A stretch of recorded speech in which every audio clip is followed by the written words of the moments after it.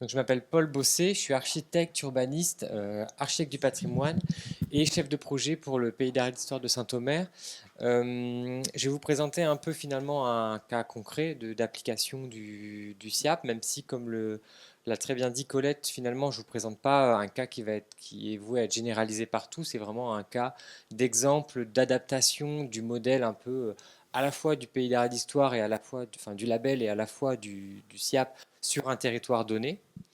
Euh, du coup, pour le Pays d'Arrêt d'Histoire, enfin le SIAP, il se trouve au pied de la cathédrale, pour pas changer, hein, c'est un peu ça devient presque une tradition de mettre le SIAP au pied de la cathédrale. Pour replacer un peu Saint-Omer sur la carte, du coup, on se trouve au cœur, on va dire, de l'ancienne région Nord-Pas-de-Calais.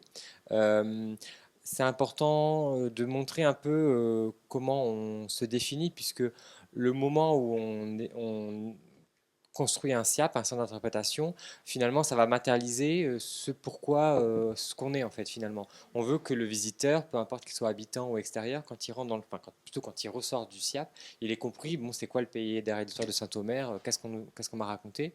Et du coup, il faut aussi se poser la question, bah, comment on se définit. Sur le territoire, nous, Saint-Omer, du coup, je disais au cœur de la région, l'ancienne région Nord-Pas-de-Calais, on a voulu aussi avoir une entrée d'un territoire très hétérogène finalement, puisque on est bien un pays d'arrêt d'histoire et pas qu'une ville, donc c'est pas que Saint-Omer, c'est exprimer finalement les 53 communes qui sont autour du territoire, et un peu cette ville qui est à cheval finalement, tant dans son histoire que dans sa géographie. Donc elle est entre le Nord et le Pas-de-Calais, on va dire vraiment à la limite, entre l'Artois que vous voyez en jaune et la Flandre en bleu, du coup entre un sol argileux et un sol ancré, entre un pays de plateau, un pays de plaine, donc on est vraiment à cheval entre les deux, et c'est ce qu'on a voulu montrer, puisque la difficulté, enfin nos deux missions finalement, c'est de faire territoire, c'est de faire un pays d'art et d'histoire qui soit plein et entier, une unité, tout en en affirmant des différences au sein de ce territoire. Et c'est ce que le SIAP finalement va vouloir faire. Euh, le, je respecte bien du coup le cahier des charges, tu vois, Colette, puisque je parle bien de l'incontournable du CIAP, la maquette d'accueil. Du coup, j'ai bien fait mon travail. Mais c'est pour montrer vraiment que cette maquette, on l'a vraiment traitée comme ça, en se disant résumer 2000 ans d'histoire, 400 km² de territoire en 2 minutes. Voilà, c'est un peu faire un peu le pitch du territoire. Donc cette maquette, elle est vraiment travaillée comme ça. Elle nous permet, on le voit un petit peu sur l'image, mais de montrer un peu le relief côté de l'Artois et la planité plutôt côté Flandre. Du coup, vraiment par des exemples assez simples, de montrer aux personnes, ben voilà, le territoire, c'est assez simple à comprendre. Finalement, on a une petite intro d'histoire historique, mais surtout une approche aussi géologique finalement, parce que c'est faire territoire. C'est le sol, il est fait soit de craie, soit d'argile, pour parler simplement. Du coup, on a une géologie différente, un matériau qu'on va extraire qui sera différent, une architecture différente, un patrimoine différent. Et voilà, c'est pour ça qu'on a dans certaines parties du territoire des fermes en craie et dans d'autres des fermes en torchis. Et c'est assez simple. Et après, ce qu'on veut aussi, c'est amener ça dans toute l'histoire finalement jusqu'à aujourd'hui, et de se dire que ce principe assez simple qu'on pouvait retrouver au Moyen Âge, etc., bah, ça s'est un peu compliqué avec le temps, puisqu'aujourd'hui on a des architectures beaucoup plus banalisées, beaucoup plus répandues, par exemple le béton, qui a fait qu'on a pu avoir d'autres types d'architecture, mais qui sont communes un plus grand territoire.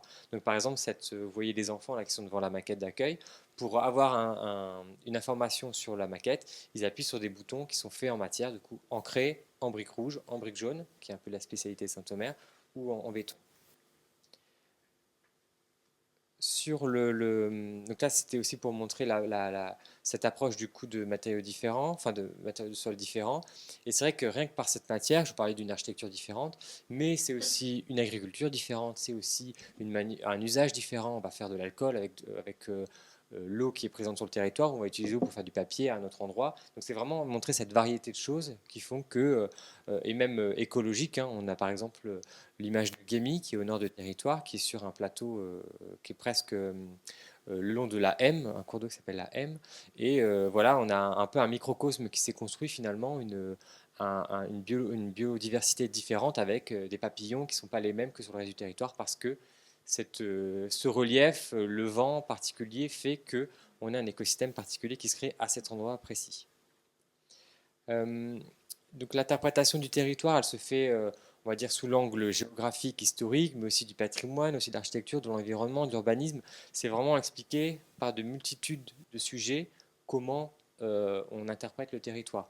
La particularité aussi de notre label sur le pays de Saint-Omer est qu'il est porté par l'agence d'urbanisme. Du coup, le territoire du pays de Saint-Omer est labellisé, mais on va dire l'outil que le territoire a choisi pour animer ce label, c'est l'agence d'urbanisme. Du coup, on a déjà l'habitude de travailler l'architecture, l'environnement, l'urbanisme. Et grâce en fait au label, on vient aussi sur un territoire qui parle de la culture, parler aussi de l'histoire et aussi la pratique artistique par exemple, qui sont d'autres enjeux qu'on vient croiser puisque l'objectif du label, c'est forcément la protection, la réhabilitation du patrimoine, qu'on peut aussi facilement relier à d'autres enjeux, par exemple écologiques, comme la gestion des ressources. C'est très facile, enfin, avec un propos qu'on peut relier avec des phénomènes historiques, parce que la gestion de la ressource en eau, c'est pas quelque chose qui est arrivé comme ça ces dernières années. C'est un phénomène qui était déjà préoccupant au Moyen Âge, à l'Antiquité. On se demandait déjà comment accéder à l'eau, comment gérer l'eau, etc. Pareil pour la gestion des ressources de construction. Hein. Quand on étudie des bâtiments du Moyen Âge, du XVIIIe, c'est que de la réutilisation de matériaux finalement. On n'a pas attendu le XXIe siècle pour se dire tiens, si on réutilisait du bois, on réutilisait de la brique. Et aussi des enjeux d'aménagement du territoire avec la volonté que quand les personnes visitent le SIAP, ils aient aussi des réponses sur ce qui se trouve autour d'eux, que ce soit l'ancienne église, la ferme historique, mais aussi le lotissement, mais aussi la place, mais aussi l'immeuble au coin de la rue, qu'ils aient un peu les informations sur comment le territoire a évolué. Et ça croise aussi pas seulement des questions de patrimoine, mais aussi des questions de mobilité, des questions d'économie, de l'industrie.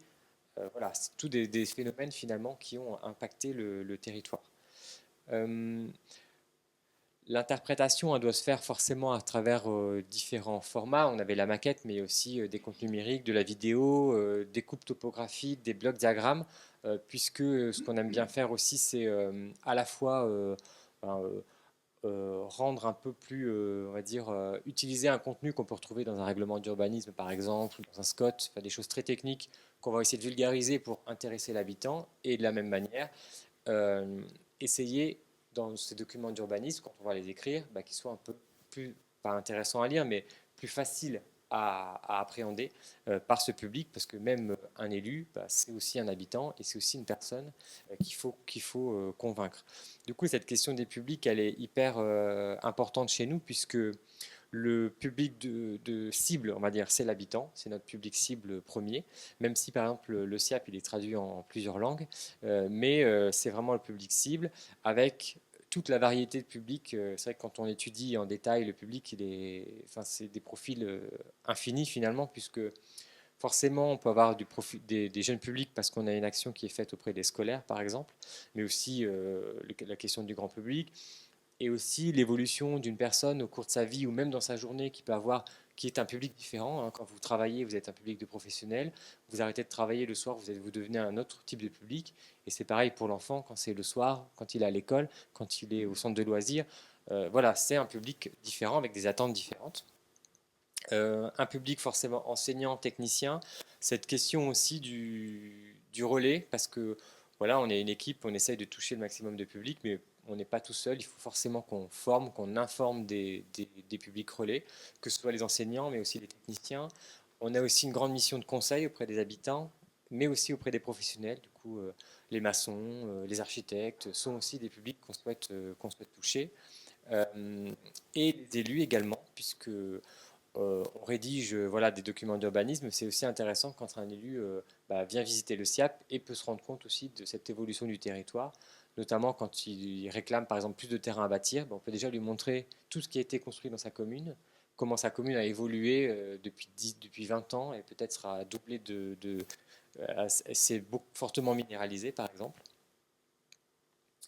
Euh, et du coup, c'est vrai que quand on présente un projet de centre d'interprétation, c'est aussi un projet de label finalement qu'on présente, puisque l'objectif, c'est pas que le centre d'interprétation soit une fin en soi, que le maximum de gens viennent et repartent en étant contents d'être venus. C'est plus que le maximum de gens viennent pour ensuite qu'ils aient envie de découvrir le territoire et ensuite d'aller à la rencontre de ces paysages, à la rencontre de ces architectures, de ces des espaces urbains qu'on veut montrer. Et du coup, le SIAP ne peut pas vivre tout seul et le label ne peut pas non plus vivre tout seul puisqu'il y a plein d'autres éléments, notamment des focus qu'on va écrire, avec aussi, on se rend compte depuis qu'on a le centre d'interprétation où les gens sont à la fois intéressés par exemple par l'histoire du village, l'histoire de la ville, etc. Mais autant le de demain, ça va devenir. Du coup, il y a beaucoup de visites qui se montent, des visites à deux voix ou des documents où on raconte l'hier, enfin le passé, le présent et aussi le futur.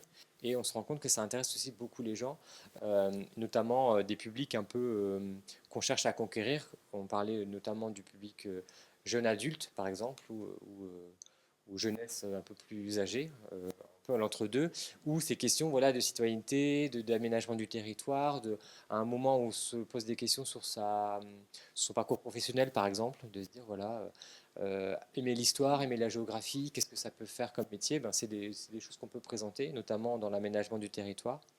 Euh, et aussi grâce aux espaces d'exposition temporaire, voilà, on peut parler de planification, de sobriété foncière, de transition écologique. Voilà, c'est des domaines où on essaye de montrer que patrimoine et transition écologique, c'est pas à opposer, c'est plutôt à prévoir ensemble et à construire ensemble parce que c'est le même objectif finalement, c'est de conserver et de transmettre aux générations futures.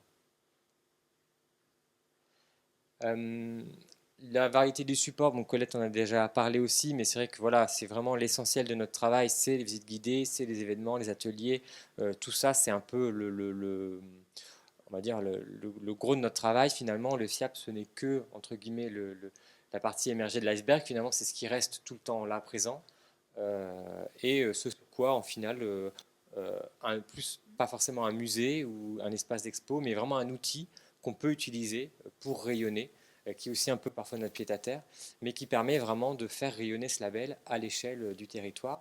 Et autre, bon là je vous ai présenté du coup un peu quelques éléments de la Maison du patrimoine, mais à savoir qu'on en a un deuxième, enfin on a un deuxième équipement qui est la Maison d'archéologie à Terrouane. C'est un peu en fait, on considère qu'on a un seul SIAP mais sur deux sites, et ce qui permet aussi d'avoir un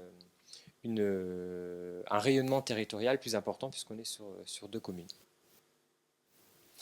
Les actions du label, et forcément, j'en ai parlé déjà, on pourra y revenir si vous le souhaitez, hein, mais vraiment de se dire que les actions sont tant, on va dire, au contact direct du public, qui est une action concrète de parler au public, qu'une action aussi parfois que beaucoup d'institutions ont et qui n'est pas forcément visible, on va dire le travail de bureau, mais les inscriptions, la protection du patrimoine dans les documents d'urbanisme, conseiller un maire sur quelle architecture, de dire faites un concours d'architecture parce que ça valorise une architecture contemporaine intéressante et qui peut demain devenir du patrimoine. C'est des choses qu'on fait voilà, en arrière-plan, entre guillemets, mais qui servent aussi à protéger finalement le cadre de vie, qui est un peu l'objectif aussi du label. Voilà, j'ai été assez rapide. Merci.